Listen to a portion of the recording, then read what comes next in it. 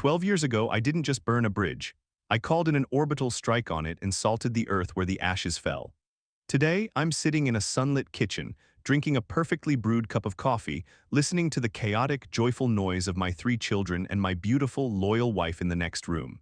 I look back on the events of that distant Wednesday with zero regret and a profound sense of satisfaction.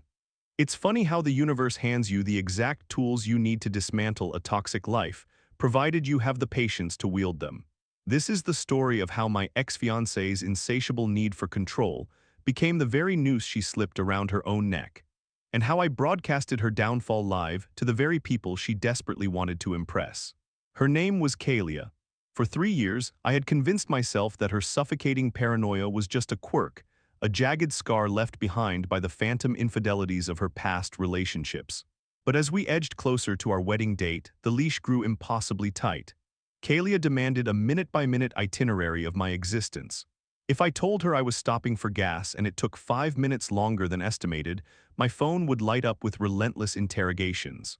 She claimed it was just anxiety, a dark feeling she couldn't shake. I had never once strayed. I worked hard, came home, and tried to build a life for us. Yet her constant accusations felt increasingly like a confession she was too cowardly to make. The friction reached a boiling point when she started aggressively demanding my work schedules weeks in advance. My job was fluid. If I ground out a 50-hour week by Thursday, I could vanish on a Friday without a word, so long as the projects were logged. Kalia, on the other hand, was the shipping manager at a local metal fabrication facility. Her schedule was supposed to be a rigid monolith. One evening, while she was pressing me for my exact whereabouts for the upcoming week, I noticed the frantic, guarded way her thumbs danced across her phone screen. She was texting someone, angling the glass away from my line of sight. It was a subtle shift in posture, but it set off a klaxon in my head. I decided to do a little digging, starting with an old friend, Darian. Darian happened to be Kalia's older brother, a master fabricator working the floor at the exact same facility where she managed the loading docks. Darian and I were thick as thieves, bonded by a shared love for restoring old motorcycles. I shot him a text, framing my inquiry as a romantic gesture. I wanted to surprise Kalia with an early anniversary lunch, but I needed to know her schedule so I wouldn't disrupt her workflow. Darian, oblivious to the storm brewing, cheerfully replied. He laid out her shifts, 12 hours a day, Monday through Friday, grinding it out on the floor. But then, a glaring inconsistency leaped off the screen. Darian casually mentioned that she had been skipping her overtime on Wednesdays, taking half-days for the past 2 months. 2 months. That was exactly when her controlling behavior had spiked from irritating to tyrannical. She was demanding my schedule so fiercely because she needed to ensure I was locked away at work while she was playing house on my dime. I had a surplus of banked leisure time, so clearing my upcoming Wednesday was effortless. When the morning arrived, the air in our apartment was thick with unspoken tension.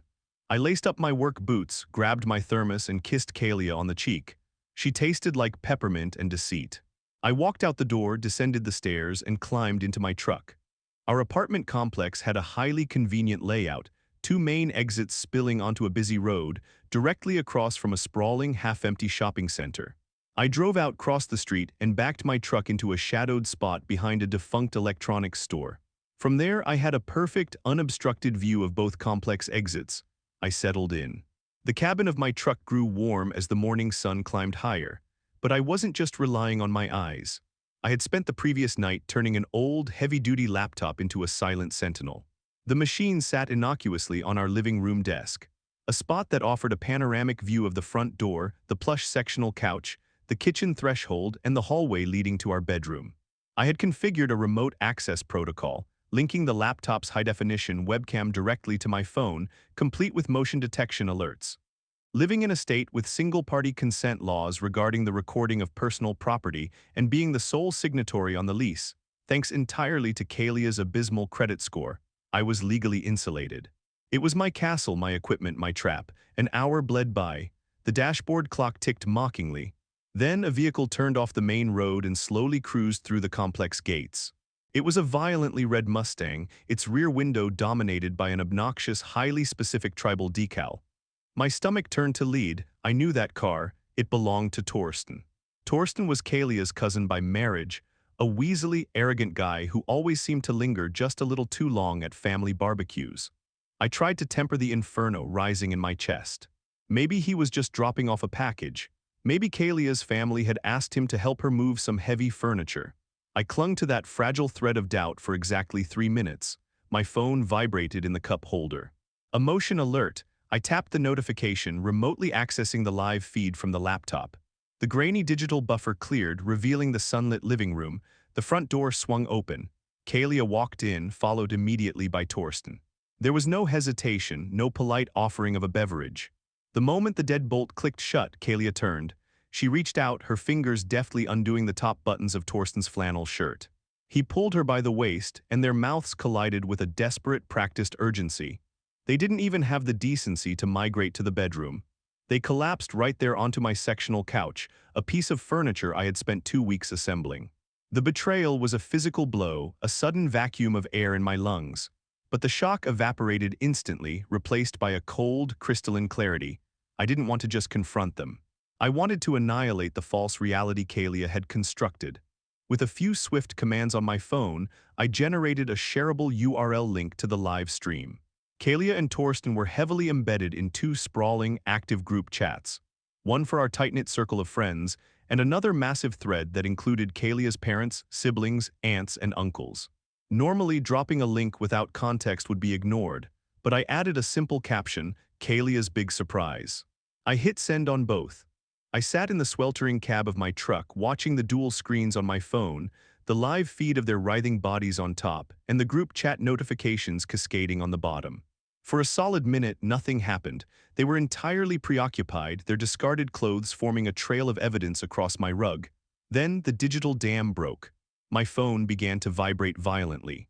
A barrage of question marks, exclamation points, and horrified text bubbles flooded the screen. Darian simply texted, "Is this real?" Then the phone calls began. My screen flashed with incoming calls from friends, from Kalia's mother, from Darian. I silenced them all, keeping my eyes glued to the webcam feed. On the screen, Kalia's cell phone, resting on the coffee table, began to light up. It buzzed aggressively, vibrating its way toward the edge of the glass. Torsten's phone, buried in his discarded jeans, muffled a similar chorus. They ignored the first call, they ignored the second. But as the third and fourth calls rolled in consecutively, the frantic urgency finally pierced their bubble of lust. Torsten pulled away, looking annoyed. Kalia, breathless and flushed, reached over to silence her phone. But as she grabbed it, she must have seen the caller ID. It was Mora, Torsten's mother, Kalia's aunt-in-law. Kalia hesitated, then inexplicably swiped to answer, hitting the speakerphone button. The silence in the living room was shattered by a voice vibrating with a wrath so pure it practically distorted the phone's tiny speaker. "Stop sleeping with my son." The words echoed off the apartment walls. On the live feed, Kalia and Torsten froze as if struck by lightning. The blood drained from Kalia's face, leaving her a ghostly, terrified pale. What?" Kalia stuttered, her voice a fragile, pathetic squeak. "Mora, what are you talking about?" "There is a live video feed, Kalia," Mora's voice barked, merciless and icy. "Vance sent it to the entire family. We are watching you right now." Absolute, unadulterated panic. Kalia shrieked, dropping the phone onto the rug. She lunged frantically, grabbing every decorative throw pillow she could reach to cover her bare skin, curling into a tight, trembling ball on the far corner of the sectional. Torsten reacted like a trapped animal. He scrambled backward off the couch, his eyes wide with sheer terror. He grabbed his denim jeans, hopping on one foot as he tried to jam his leg down the fabric tube. In his blind panic, his foot caught the hem. He tipped forward, arms flailing, and his forehead connected with the solid mahogany edge of my coffee table with a sickening hollow thud. He collapsed onto the rug, groaning, leaving a noticeable divot in the wood. I didn't stay to watch him recover. I tossed my phone onto the passenger seat, threw the truck into drive, and crossed the street. I parked directly in front of my building's main exit, leaving the engine idling.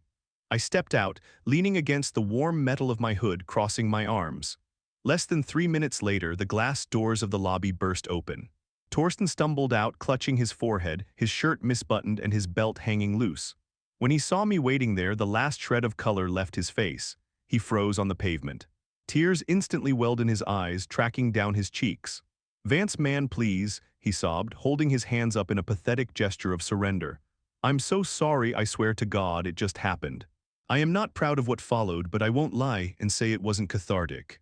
The altercation was brief, chaotic, and violently one-sided. Had Torsten not been actively fleeing a scene where he was technically trespassing on my solely leased property, the legal ramifications could have been dire for me. As it stood, the police were never called. When the dust settled, Torsten was nursing a heavily bruised face and a limp, and I walked away with a fractured hand. I ended up wearing a fiberglass cast for 6 weeks. Torsten, I later learned, was mysteriously absent from all family holiday photos for the better part of a year. Cradling my throbbing hand, I walked into the lobby, took the elevator up, and pushed open my unlocked front door. The apartment smelled of sweat and fear. Kalia was now fully clothed, sitting on the floor by the radiator, her knees pulled to her chest. She was sobbing inconsolably, her chest heaving with dramatic, choking gasps. Her makeup had run, creating dark, muddy rivers down her face, mixing with other fluids she hadn't bothered to wipe away. I stood in the doorway, my face a mask of absolute stone. I looked down at her.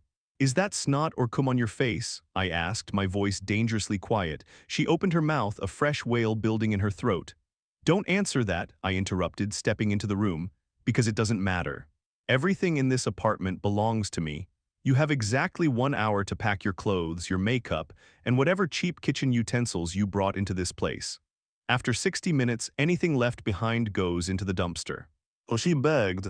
She pleaded. She tried to leverage our 3 years of history, blaming her anxiety, blaming Torsten, blaming the alignment of the stars. I didn't say another word. I simply pointed at the door and started the timer on my watch. The fallout was biblical.